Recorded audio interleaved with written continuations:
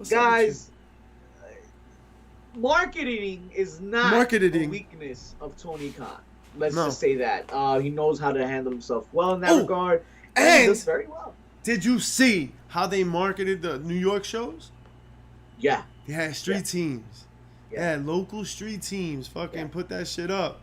They put That's dope. They did like spray like chalk outline shit, like they did chalk shit, promoting the show. That's so throwback. That's so New York. It feels like It's so like New just- York. It is so Bam. New York. It felt That's so so home. New York. Didn't it feel like home? Like it was just like, oh, this is like a local show. These motherfuckers been here. If I said it once, I said it before, I say it again, I'll never stop saying it. It's always the little things, man, and it's the extra. It's always the little bit extra you do when you put into things, and that's just the thought that counts, really, to everybody that showed up to that show. Because if you know that little bit much changes the experience, and that's the difference between live shows and watching it at home, and that's the difference in watching a scripted wrestling program versus a movie with X-Men in it and tights What? that blow shit up realistically. Speaking of guys that can do amazing shit like the X-Men, that's gonna transition us into our next point, because our next guy feature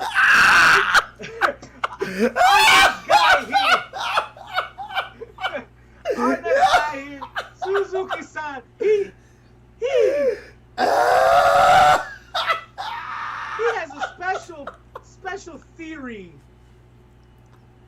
and believes one set over talent isn't over because he's the best overall player. He's not the best stud on the. You don't have a locker room full of 80 overall wrestlers in 2K statistics. Punch your numbers in, get your calculations in. It's not how it works.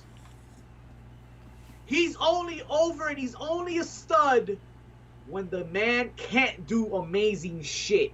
When the man can't do shit at all.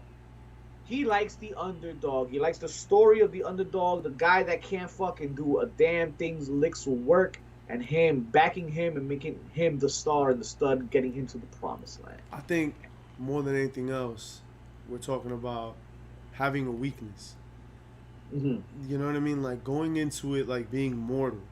I think that's part of the story, right? You know what I mean? Like when you look at a story and everybody's like built like a god and they're the best, and it's like, yo, it's just titans clashing. You know what I mean? Like, all right, like that. All right, yeah, I want to see fucking Bryan Danielson, and I want to see Kenny Omega. Yeah, no doubt. Like that's gonna be a great match. But it doesn't need much story. You know what I mean? You like, don't need story for you that. don't need a lot of story. That's gonna be a great match. But that's not what wrestling usually is, right? Wrestling is usually story. Becky Lynch said this shit. Great point. But sell me MJF and Brian Pillman without a story. Even with the story. To your point. Yo, Brian Pillman, dog. Brian Pillman is Natalia. I want you to think about that for a second. It's a compliment. He doesn't remind you as much as Natalia does that he's a heart. Yo, for real. Oh my God, yes. It all makes sense now. They came from the same warehouse. They were fucking robots. Yo, it's crazy. Because he follows the script. He does exactly what he's supposed to do. I just believe none of it. He is not believable. Just like Natalia, like it does.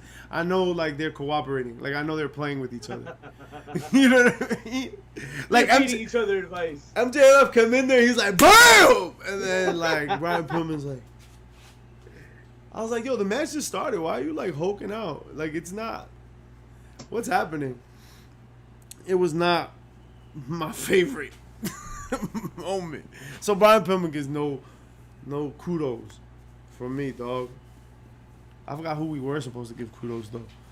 Who we talking about? So Suzuki-san was the one that brought it up, and he's actually talking about Moxley here at the end of it. He talks about saying that the kids these days, you know, the kids, they were so wrapped up in those stats, but that's why they don't realize. Even wrestlers in this industry don't realize today his point that Moxley's only great because the man can't do shit.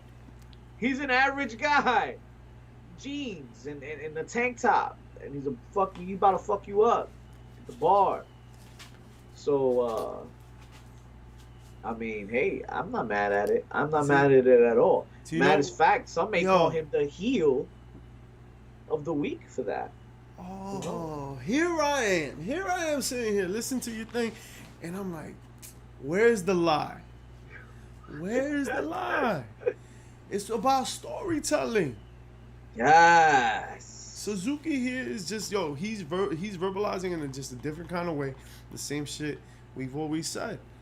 Right? If you're a fucking god, if you're this great ass wrestler, like you're impenetrable, you've got to be deceived. Like, there's got to be a hole. You know what I mean? Like, he out toughs.